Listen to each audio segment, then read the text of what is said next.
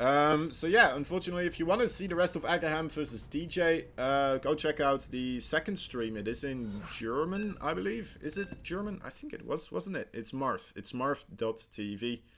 Well, twitch.tv/marvtv. So that's the one. Double TV. Don't get confused. It's twitch.tv and then /marvtv. Don't. It's all right. Renesha, welcome as well. Renesha 2, I should say. I'm probably mispronouncing your name. If you want me to, I'll pronounce it on the Dutch way as well. This is, after all, the Dutch StarCraft League that you're watching. We're looking at the first game between these two players in the bottom left side. Oh my dear lord, they really went with the young ones colours, didn't they? It would be pretty cool, actually. Sorry, I'm getting new ideas here for a other tournament that's happening for my team. Anyway, in the bottom left, we have the Pink Protoss player. He is HolyHit. There he is, his opponent in the top right. It's the light blue, the baby blue Riquiz, the Zerg. The infesting bugs. The creatures of the night.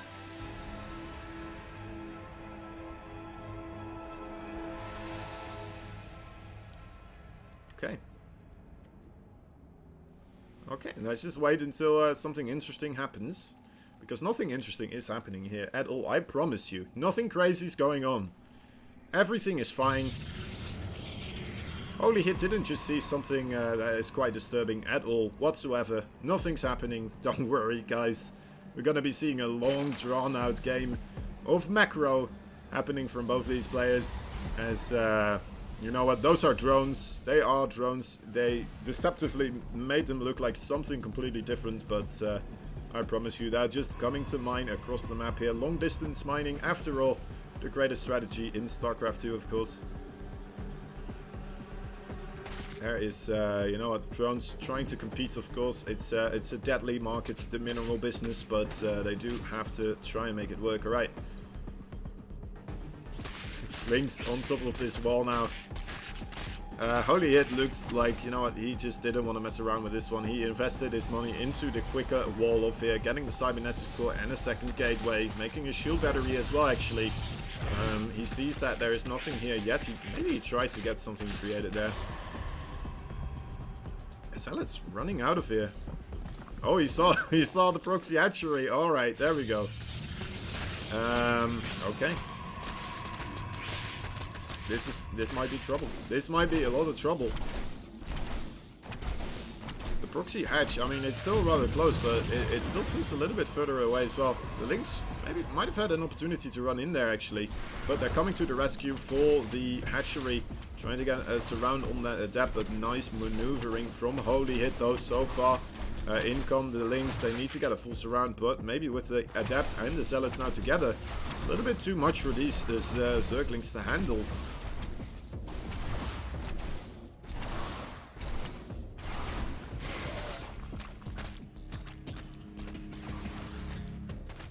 And yeah, HolyHit just perfectly fine right now. Not having taken any damage. Riquiz, he's gonna have to find some other way, some other solution. He's making 3 evolution chambers at his front door. Yeah, alright, going a full wall of method here. But you know what doesn't stop anything that is with a wall, that is. It's a Stargate. Stargate units, obviously. Or just, you know, destroying a wall. Also a very, very valid strategy of getting into your opponent's base if that is the case. But the Lynx actually somehow, some way also sneaking on by, getting inside, gonna be able to scout out that there is in fact a Stargate here. Infestation pit on the way, so it looks like Riquiz is gonna be going for a one base, I'd say, swarm host play here. He's gonna try to be as cost effective as he possibly can be. So there is the infestation pit. Is he also going to be creating the Nidus network here? I would assume he should. But so far, you know what, these Lynx making sure that HolyHit isn't going to be able to get that expansion up as quickly as he wanted to. It's just a really slight delay though, nothing too much here. As the two Zealots also realizing they don't want to tempt fate and try to get in that base here.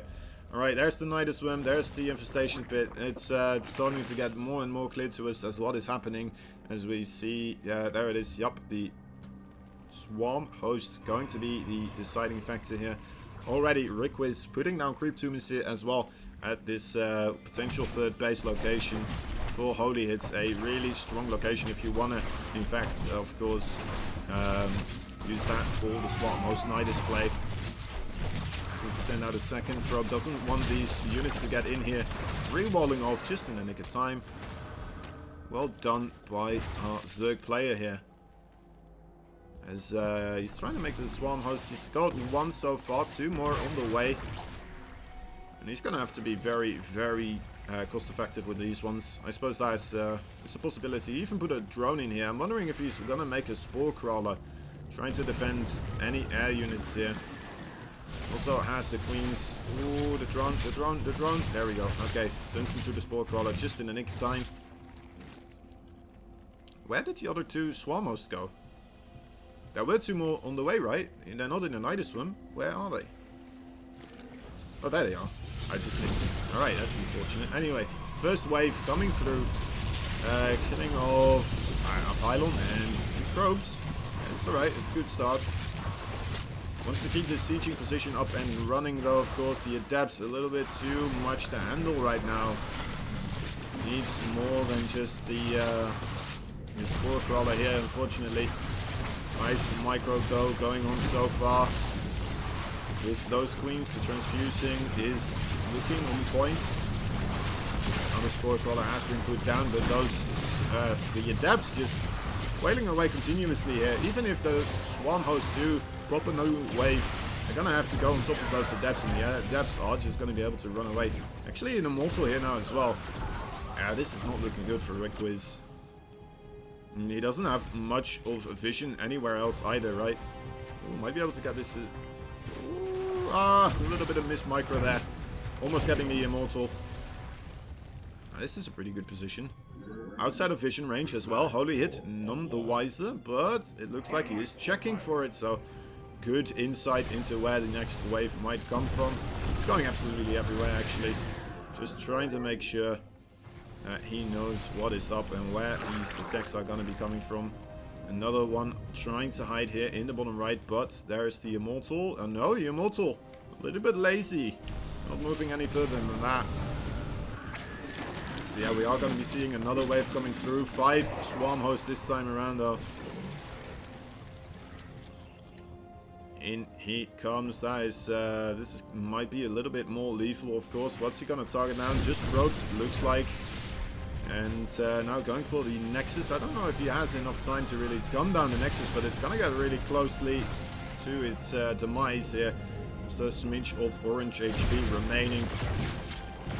As the Wild Prism with the Immortal here, helping out against the Nidus Worm. Well done there by HolyHit once again, and all he has to do really is kind of stay alive here. And he should be okay. He still has a very solid economy. He doesn't want to lose this Nexus. That's probably the biggest thing here. But yeah, he killed off the entirety of the vision that Riquiz had on his side of the map. So things are going to be rather difficult here for HolyHit to really make something happen still. As HolyHit is just looking at all these locations. Potentially even looking to take a third base already. As HolyHit just checking, sees that there's still no second base, realizes how much of an all-in this is.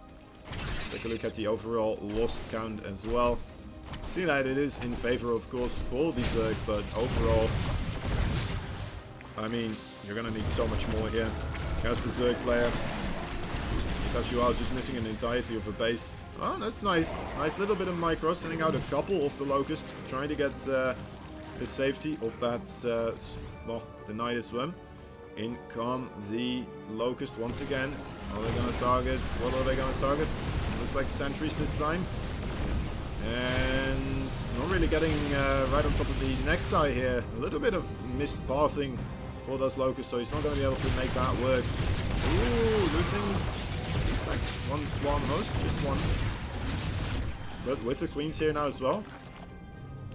Making life a little bit easier for HolyHit to keep this location alive once again. I mean, as long as he keeps gaining the positive trading here, doesn't lose too many of those swarm hosts, should be okay. But then again, HolyHit, he's taking more and more bases. He's getting a bigger and bigger army. Oh, would like to see a French use there. Focused. They're just trading against army units right now.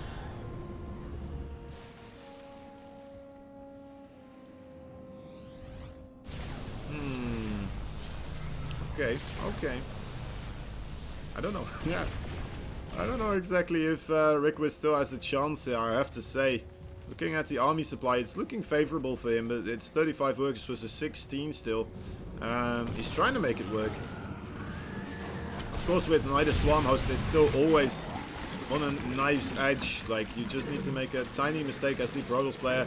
You might just lose the entirety of the game here, of course. And the Swarm Host is still gaining more and more Swarm Host friends here as well. It's so difficult for the Protoss player, of course, to shut this down, but overall, I mean, Riquiz still in only one place.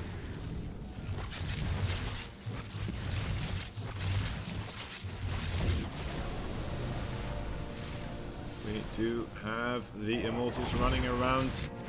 More damage being taken here. 5 workers going down. Some economic damage, some actual economic damage here. Riquiz, is he going to be able to do this? Is he just going to be able to do the one base Nidus Swarm Host play? He's almost out of minerals. Only 5 patches remaining here. Somehow, some ways, hanging on. Is he going to be able to clean up this next side now as well? He's targeting. He should be able to get it. Yes, he does. Holy moly.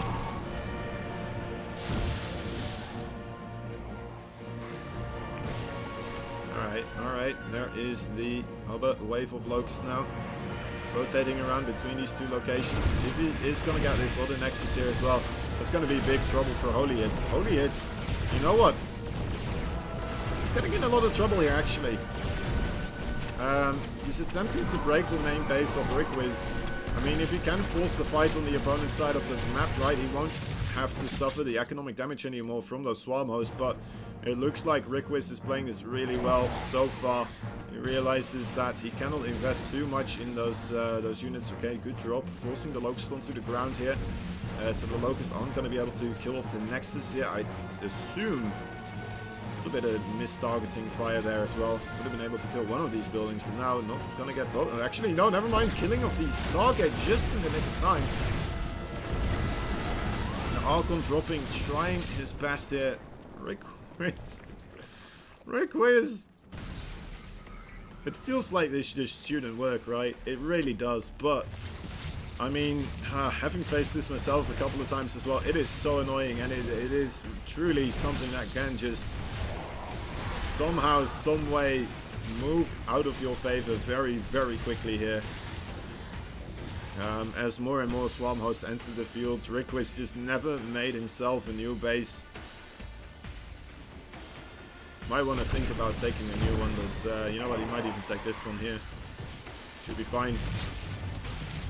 I think it just snowballed a little bit too much into Riquiz's favor here. GG is called indeed.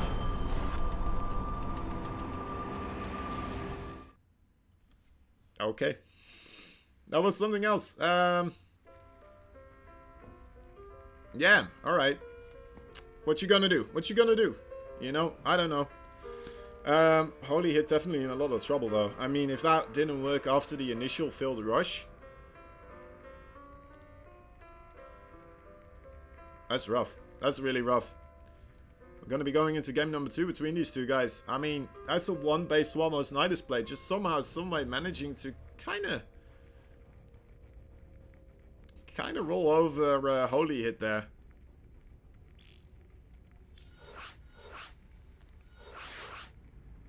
There we go. There we go. Another game number 2. Oh my god, Riquiz. The trash talk is real, saying this is where you say thank you for styling on me, senpai. And HolyHit's like, yeah, I wanted it. It's alright. Man, that was brutal. That was absolutely brutal. I cannot believe that actually worked as well. Yeah, for such a long time period, HolyHit was just inching further and further ahead. And it really looked like it was gonna never really get off the ground, that strategy. But Riquiz just somehow, someway, managing to snowball it back into his favor.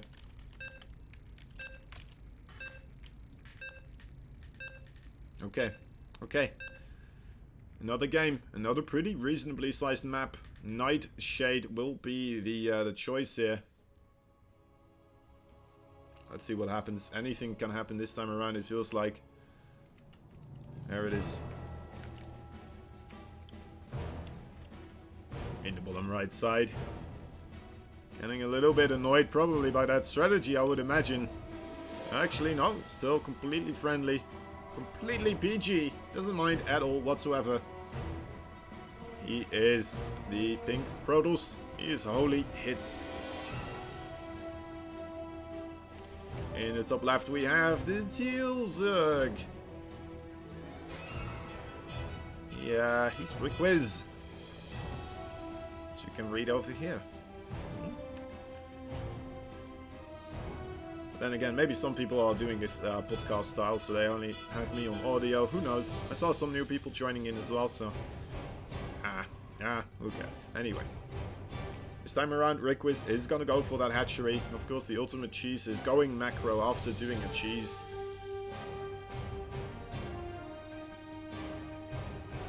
And yeah, that was quite the scary tactic there, being utilized by the Zerg opponents here. Hold up, actually. On it. There we go. Okay, turning myself up a little bit, actually. Looks like I'm still a little bit low, potentially. Oh, well, anyway. Okay, I think it's better, yeah. Alright, anyway. The spawning pool right here in the main base did get scouted. Timing, the Overlord flying past a hatchery flying past an Overlord. Next size, Gateway Cybernetic score. Gateway, Nexus, Cyber. That's the strategy here. Maybe the gas in between there somewhere too. Could be useful.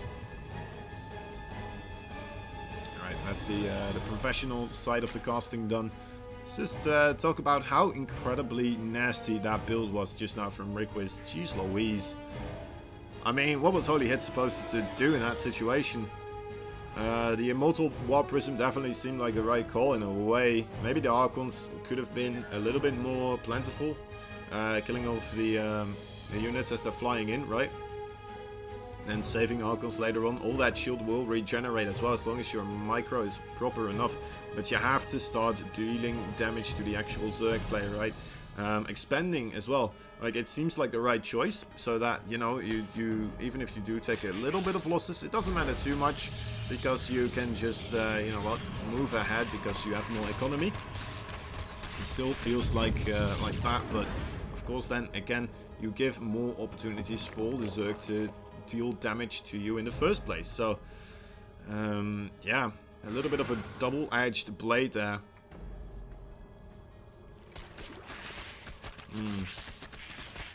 This time around, HolyHit going for the Stargate opening.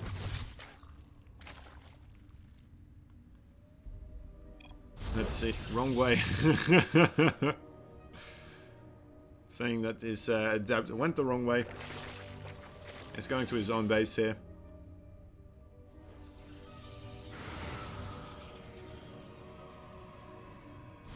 Okay. So Stargate with the Oracle will be the tech choice. Third base already being constructed here for Riquiz. Looks like he is just happily droning up so far.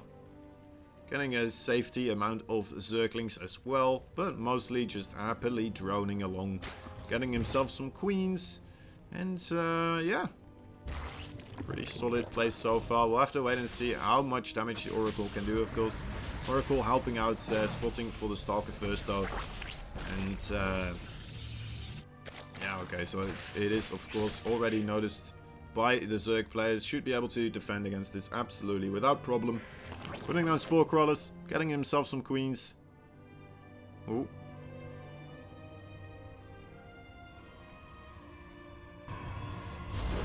There is the attempted run by the Oracles. Are in position though, should be able to deal with this rather quickly. Activated both oracles though, so that means that, you know, the potential for harassment from those oracles completely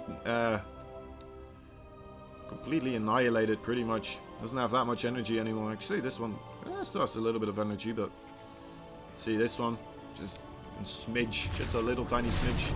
So yeah, he's gonna try to do as much as he can, but already being forced out as well. 2 workers, that's better than nothing. He's still ahead on the worker count overall, I have to say. That's pretty good from HolyHit, but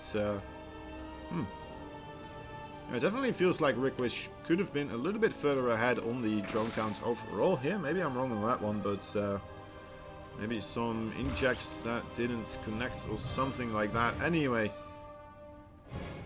this is where he should be jumping ahead quite a bit with the 3 bases. But then again, I mean, he did make the roach warren with the roach speed coming through now as well. So he might just be going for some sort of aggression here. 2 roaches. Let's keep an eye out on that production tab. He's making an evo chamber as well, so I think he's just he might try to do a little bit of pressure. No, he's just making drones. Okay, so just safety roaches.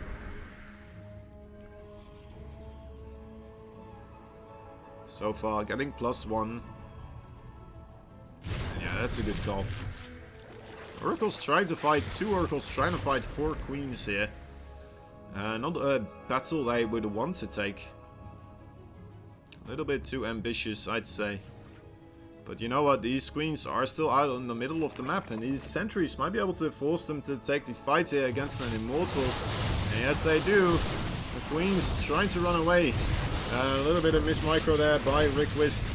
Didn't realize so quickly that he would not be able to run away. But then again, I mean, the micro from HolyHit as well, not managing to save the Stalker, neither does he save the Observer. He does kill off all the queens though, so creep spread pretty much going to be, well, if not non-existent, very little in this situation here. Just gonna slow down any type of counter-aggression. It's gonna slow down any type of awareness that Riquiz might have for incoming pushes. So very nicely done there by HolyHit, managing to do quite a dent there in the overall standing for Riquiz in this game. This is a nice wall. Look at that, 4 gateways.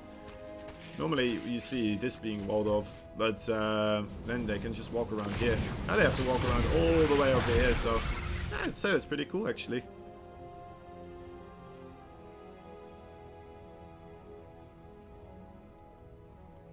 So HolyHit, he is, you know what, only with 1 life remaining, of course, in this best of 3. The overall standings, I would like to take a look actually at the overall standings. I'm kind of curious to see what happened with the other games. Who's on first place? I would imagine that Harston is on first place, right? I mean, taking out Agaham, taking out, who else was he playing? I don't even know. I'm just assuming. War Prism looking to potentially start some counter-aggression. I'm not sure if this is the right moment in time, since there are Swarm hosts once again coming through. This time not accompanied by any sort of Nidusworm, right? No, there's none whatsoever. But yeah, it's still going to be very difficult for HolyHit to try and engage this area. As we can see, quite a lot of Zerg forces just waiting to pounce on the opportunity. As soon as the Protoss army moves out to try and deal with these swarm hosts, there's a trap set up, and there's going to be an enormous surround immediately. But quick force fields coming through, negating this attack for now. We're going to be able to keep his forces safe, just engaging the straight up Zerg army here. Yeah, but it looks like just an incredible amount actually. Only 63 army supply versus 106. A lot of that is in roaches, but you know what? The Swarm host too, I suppose. So as long as he doesn't engage when there's Locust out, he might be okay. But he just lost so much of his army just there by that 1 wave of Locust, trying to retreat. That Archon very, very low. And yeah, that might be it here, guys. We might be looking at another quick GG here. Actually, it feels like this one might be quicker than the previous one that we just watched, even though Riquiz was just on 1 base. This 4 base was 3 base seems like it may have been over a little bit quicker here. Or maybe just the absurdness of the previous game was the reason why it felt like it was lasting that long. But yeah, there we go. Nicely filing actually the straightest trap. The one maybe saving grace here for HolyHit, as HolyHit is just slowly falling down further and further down the supply tree. Losing his 3rd base.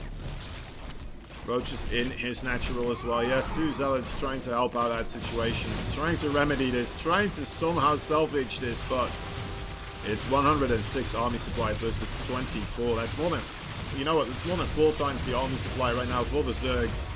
How are you ever going to be able to deal with this? Maybe with all the probes being pulled here and outside of a locust wave, but other than that, I don't even know. Probably even that isn't going to be enough here, I would imagine. Especially with all the biles there as well. Look at that. That's so many more Ravagers now in production. Doesn't even need them. He's just styling on them now, right? That is a bit nasty here. Archon's attempting to still break this, but there it is. GG.